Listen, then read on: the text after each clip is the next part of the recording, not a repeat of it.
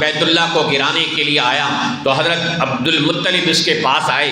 ان کو اللہ تعالیٰ نے بڑی ڈیل ڈول اور بڑا قد کاٹ اور بڑا رنگ روپ جمال کمال دیا تھا، اور دیکھتے ہی ابرہہ بادشاہ بڑا امپریس ہوا کہ یہ بہت بڑا کوئی سردار ہے.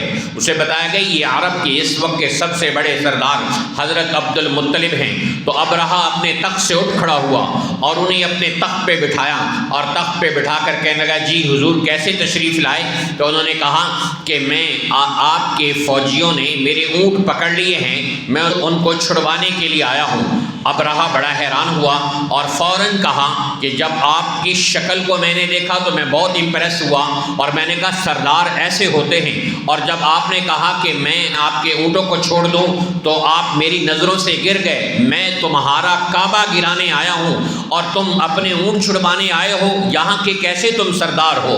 تو حضرت عبد المطلب نے ایک تاریخی جملہ ارشاد فرمایا تھا اور کہا تھا ان لہو ربا یحمیہ، اے ابرہہ اونٹ میرے ہیں، انہیں میں چھڑانے آیا ہوں، اور یہ بیت اللہ اللہ کا گھر ہے اور اللہ اس گھر کی خود حفاظت کرے گا. سبحان اللہ.